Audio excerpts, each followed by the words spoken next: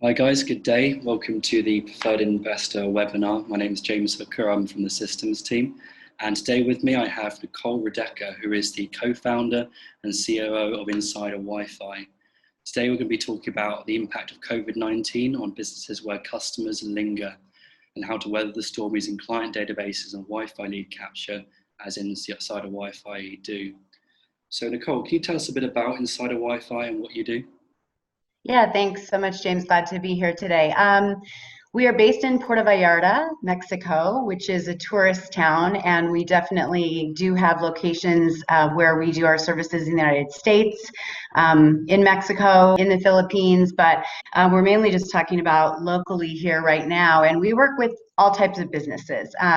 Basically, how we describe our business is that any brick and mortar, so you have to actually have a storefront and a business where you've got either customers or even potential customers that linger within your business, you're a candidate for our services. So we mainly work with medium to enterprise size businesses that have some type of a marketing budget, and really they just have to have customers that they want to understand better from a customer analytics standpoint, and that they want to communicate with better from a marketing standpoint. So everything from beach clubs, art galleries, casinos. Mainly here in town we have a lot of restaurants, but during this pandemic there's been things like hospitals and medical clinics, museums, retail stores, and we can even do big outdoor venues and stadiums and things like that. So it's really an offering of a social Wi-Fi solution, and we work with all kinds of businesses. All you really have to have is customers there and Wi-Fi. Well, many businesses offer free Wi-Fi, so how is this different in your case? Yeah, it's funny because we say that we are a Wi-Fi solution, but really Wi-Fi in and of itself is not the product. It's truly the customer data and the marketing, and Wi-Fi is the vehicle. So if there was a struggle with our business, I would say that that is probably the biggest one, is to really get businesses to understand what we do, because we'll talk to business owners and they say, well, we have Wi-Fi, or we already offer our customers Wi-Fi. The question is a little bit of a quid pro quo, and you see a lot of these businesses doing this in the States, but not as much in Mexico, where businesses here are just giving away their login. They basically have a code or a password, and they're giving that away. The social Wi-Fi login is a means to an end as far as gathering customer data. So our customers are logging in with either their email or a social media profile, and then that business is basically exchanging their free Wi-Fi for that customer data, and it allows them to really understand their customer better, and they now have the ability to communicate with them directly. In the long term, it gets them a lot of information about who their customer is, how often they come back, allows them to create loyalty programs, and ultimately increases their revenue. It's a little bit easier to understand. We have a little explainer video that I'd love to have us watch really quick to help you understand it. It's just a minute long, and here we go.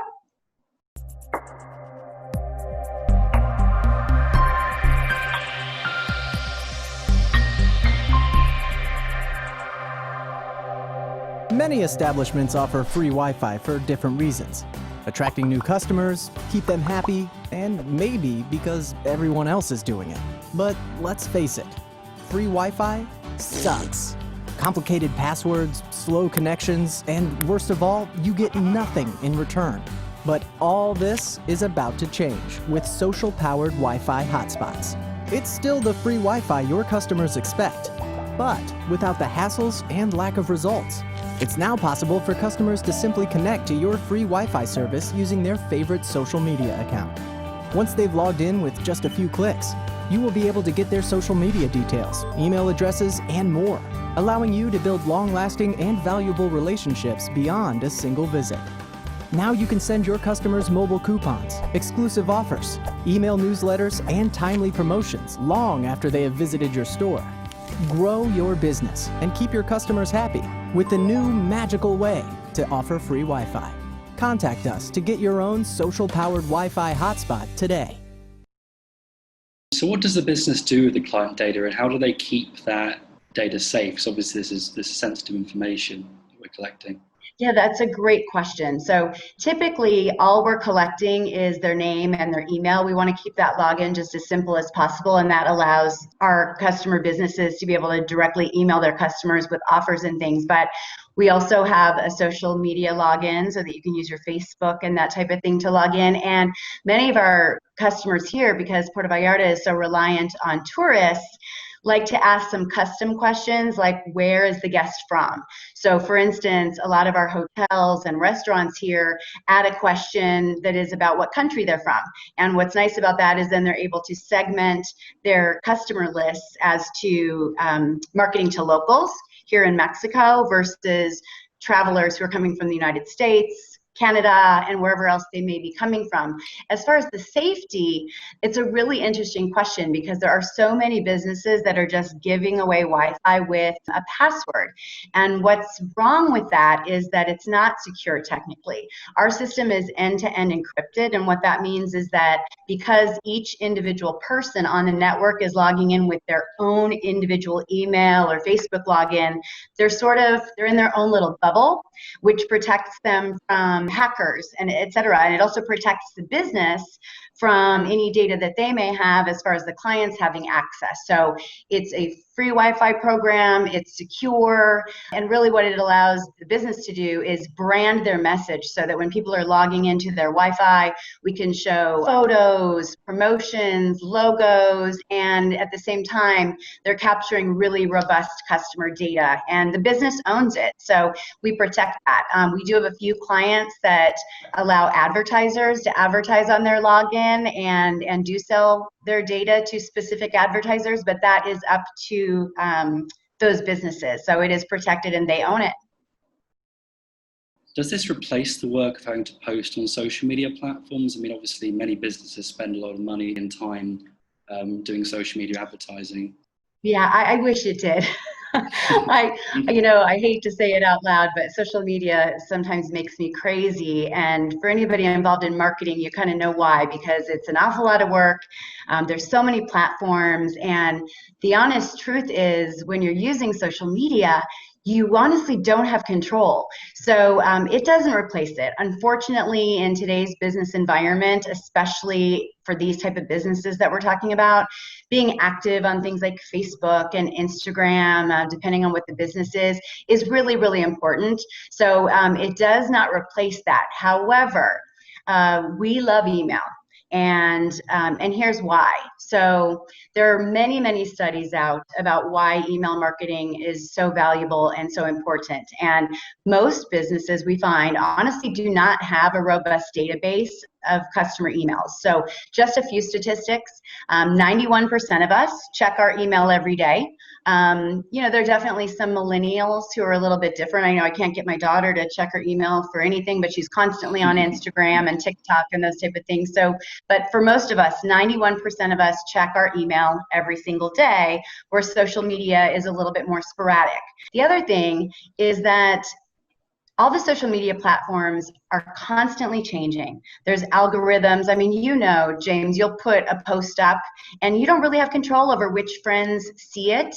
I know I've got a lot of friends on Facebook that say things like, oh my gosh, I haven't seen you, what's going on with you? And I'm posting stuff on a regular basis. So you really don't have control even as a business unless you're paying for paid ads, and that's really expensive. So the nice thing about email versus the social media is that it's it's hugely inexpensive in compared to paid ads on social media. So you're getting, depending on the CRM that you have, pennies for emails going out to customers. You have 100% control when it's being sent, who it's being sent to, exactly what that message is, and you're not competing with all that noise on social media and the algorithms out there. So my advice to customers is continue doing what you're doing with the social media, but the email marketing really is the way to talk directly to your customers. And those statistics are huge insofar as that if you can directly market a product to a customer on email, they will spend more than double. I think it's 138%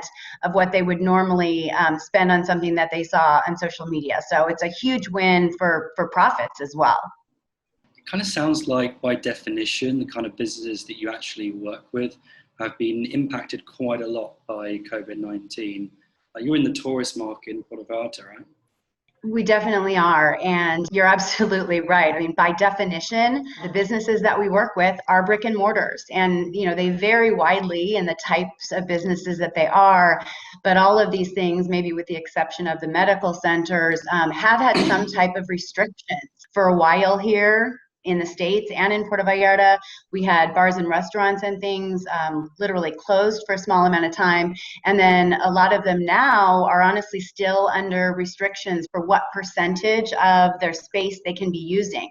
So we looked at this when it first started happening as just a nightmare for our business, to be honest with you. And it's been sort of the opposite. It's really, really strange because there were businesses down here that had been doing amazing for years, because the tourist market down here in Puerto Vallarta is just thriving. And so they sort of felt like business as usual, we're doing fine. We don't need another solution to speak to our customers. And in trying to convince them that they needed our services, this pandemic was actually kind of a wake-up call to people, because when the tourists start to wane and you're not just getting traffic walking in the door, it's all the more important to have that email list of customers that you can talk to directly and market to. So what we really found is that our customers that had been with us well before this pandemic started were in such a better position than businesses that didn't have a robust database. They were able to directly communicate to their customers, their regulars, and focus on that base clientele. The other nice thing is, as things were changing, we were able to email directly to customers to let them know about changing hours. Some of our restaurants for a short time were only doing takeout. They were able to send out an email blast letting customers know, hey, we're open again, and these are the safety measures that we're taking. So there were a lot of really very valuable things that came out of this. Now, there are a couple of solutions, and heaven knows we hope that this situation and the new normal changes really quickly.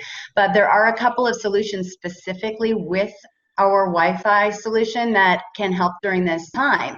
One of them specifically, we have a couple of restaurants that do business with us up in Washington State, where most of my family lives, on the West Coast, north US. And in that state, they were hit really hard with COVID in the beginning. So the governor there mandated that when restaurants reopened, they had to do contact tracing and actually take the data of every single guest in those restaurants and keep it on file for 30 days. And it was a nightmare for restaurants that didn't have our solution. They had a girl out front with a pad of paper and a clipboard, and really not safe, asking people on paper out there in front for their name and their email and their phone number and all this information, which to me is a little scary to have that just out there on a clipboard. But what we're able to do with our solution is to create a login that captures all of that data, and it's safe, and then we keep that on hand per the guidelines days. So that was really, really positive. The other thing that we've got, and I can walk you through here on this link, is to show you how our login process actually works. And what we've done for many of the businesses is to actually take them to a paperless process for things like menus or logins. So for instance, in restaurants in Washington State, they had to go to either carrying around a big board or handing out paper menus that were one-time use and basically throwing them away because it was a hygiene issue. So with our solution, walking you through here, you can see how you can log in. And this is great. So I'm capturing my email here. And I'm capturing what country I am from. We're going to say I am in EX Mexico. Perfect. And then what it'll do is it's going to take me to their Facebook page. I've already liked it, so that shows. But if I didn't, I could opt in to do that now. And then it's going to reroute me, as you can see, to the menu. So I don't have to touch a menu. There's no germs being passed around, and it works wonderfully. We've got a few spas and medical clinics that also have their check-in. So if I was going to my chiropractor or going to get a pedicure, I could check in on my phone as well and put in their things that you would normally enter in at a doctor's office, like, yes, I'm having extra pain in my lower back, like the little form that they would normally hand you, you're being able to do on your phone. So again, very hygienic because it's paper-free, basically. I've noticed that the solutions packages you have are relatively expensive. Like, how do you manage to keep them at that level? I mean, we've talked about your business in detail before. I know it's a lot of work for you to onboard a customer. Yeah, so the packages that we're showing on the site are definitely the entry-level packages, and I would say those are for smaller one-location businesses that maybe have 1 or 2 Wi-Fi devices and are doing minimal automations. The reason some of those packages are able to be so low is just the way technology has advanced. So we're able to automate a lot of the process. We can change those things for customers weekly and monthly, and our charges kind of go up depending on how many of those solutions you're using and how often you make changes. But many of our smaller venues basically leave it alone and changes on a monthly basis. So I'll give you an example. A restaurant might have an automation that goes out the very first time someone comes to the business to thank them for coming, invite maybe with an offer, and ask them for a TripAdvisor review. So it'll automatically link them to their TripAdvisor and allow them to give them a great rating, and then take them to the reservation button for them to automatically make a reservation. Another automation that people love is the "we miss you." So we'll talk to the business and kind of find out how often their customers come back. And if someone exceeds that amount of time, it's been maybe a month and they haven't seen that person again, we'll automate something that'll go out to that person 30 days after their last login to say, hey, we miss you, come back, here's an offer to come see us again. So through automations, we're really able to keep prices low for those basic packages. Now we've got some bigger clienteles that like to do, weekly newsletters and weekly specials, and those type of things that are changing all the time are a bit more work, but the packages go up accordingly. But yeah, we like to talk about that. You get one new repeat customer and it's invaluable, and that return on investment, 1 or 2 new repeat customers each month will definitely more than pay for our services. Well, from what you've explained, it seems there's a hell of a lot more to it than just giving free Wi-Fi to customers so they can scroll through their Facebook timeline. Then there's a lot of layers to this. It's marketing. I mean, the solution is not about Wi-Fi. Wi-Fi is sort of just the means to an end for all of that customer data. And that's really the key. And if you think about it, we've talked to many business owners who are thinking about retiring or, selling their business. And a business, let's take a restaurant, is a building and the location, obviously, and maybe the recipes. But unless you're able to say, and I'm also selling with that a list of 300,000 active customers, and here are all their emails, that really adds value to the price of a business and what it's worth versus just the brick and mortar shell, if that makes sense.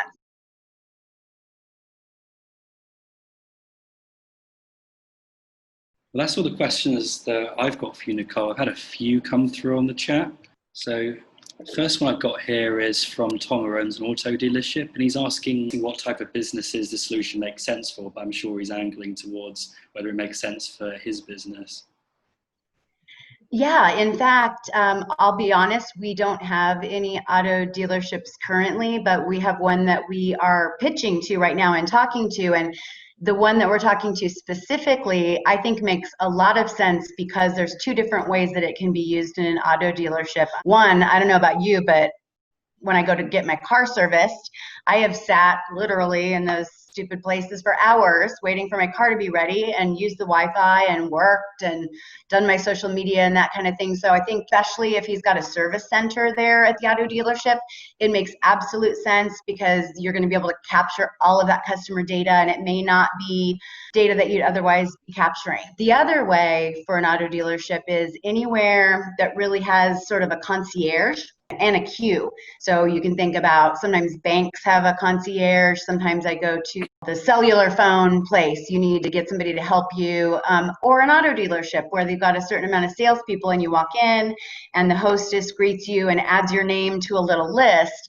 Well, we've got a service with our Wi-Fi check-in where you can have somebody log in and it automatically puts them in the queue. So then I know that I'm next up to work with the next salesperson in the car dealership. So again, that person might not be on your database because they haven't signed in, they may not have purchased from you before, never bought a car there, so you don't have their information. When they're logging into that Wi-Fi to sign up to be in the queue, now you've got their data and you can market to them. So yeah, I think car dealerships is an awesome solution. Okay, second one I've got here is, what type of Wi-Fi provider or devices do you use for your service? Okay, yeah, that's a really funny one because again, it's this idea that this is all about the Wi-Fi. So when we are approaching businesses, that typically is one of the immediate questions is, well, I have Telcel or I have Izzy or I have whatever service, and these are the kind of devices that we're using. Does your solution work with them? And basically, we're not selling Wi-Fi again. So whatever Wi-Fi provider that you are currently using, we just layer our solution on top of that. So the only situation where I would say that that is not the case is some businesses just honestly don't have good Wi-Fi. And so one of our recommendations right away is to have them upgrade to get more power. And we sometimes do that by helping them by installing a booster or making some suggestions about devices. We just did an installation in an outdoor marina. And you know, it's different. A little coffee shop might just be using their one little router box, and that's more than enough juice because it's a very small little box. For this particular marina, we used very, very powerful, and we had to put them really up high, and we were trying to get a 5-kilometer radius for all the boats, and things that were protected with a power surge because there's lightning strikes down here during the rainy season. So it really just depends whether it's an indoor venue, outdoor venue, the size, but we can pretty much layer our devices on top of any device, basically. So next one I've got is from Karen. She's asking if you have any case studies about your service. Definitely. We have some on our website, testimonials and things that you can go to and look at. It's a great question. And I know as we're talking to businesses, typically they want to talk to one of businesses that uses our system. And we've got one gal right now, Terry, the owner of a restaurant. It's a really famous restaurant that's been here since the early 80s down on the beach in Puerto Vallarta called Daiquiri Dick's. And I use her as a testimonial person and as an example of her business all of the time. She's a medium to high end beach restaurant. It's a pretty large venue. They've got Wi-Fi all the way out onto the beach. They have dining and chairs out there, and it's a gorgeous place. But they've been with us for quite a long time. They were one of our very first customers. So the great thing for them is that when we hit this pandemic, they already had that list. And they already had that data. So we were able to directly email customers and let them know about closures, hour changes, menu changes, when they were reopening again. And really, if you know or you don't know much about email marketing, anything over a 15% open rate is a pretty decent amount. The nice thing about what we're doing is these are people that already are coming to your business. They've already come at least once and probably multiple times. So this is a warm email list. These are people that already love your establishment. For her, over the pandemic time period, we've been sending weekly emails to her core customer base, and we've been seeing 40% open rates on those emails. So they really want to know, like, what's going on, what's happening. And not only that, they've been doing things to drive business, weekly specials on the weekends, and not only are we getting that 40% open rate, but we're able to track and see exactly how many people are clicking the reservation button on Open Table, and we're getting tons of reservations. And what we've seen is about a 30% increase in her regular clientele coming back and back, and most of them are coming back on a weekly basis. So I just think that that is a great way to sort of see, and all of our customers have the analytics and the back-end access to be able to see all of these results. And many of them, I'll be honest with you, we just send reports to on a weekly basis, and they don't want the extra work of having to look in the dashboard. But the analytics are pretty darn cool. Well, that's all the questions I've got coming in at the moment. So, well, thanks very much for your time, Nicole, and speaking to us about your business. Has been very insightful for us. So, guys, I hope that's been interesting for you to tune into all of that. We're going to post this up onto YouTube after this webinar so that you can refer back to it. We'll also include Nicole's contact information in there in case you want to reach out to ask anything else. Thank you very much for listening in, and we'll see you next time. Thanks for having me. A lot of fun.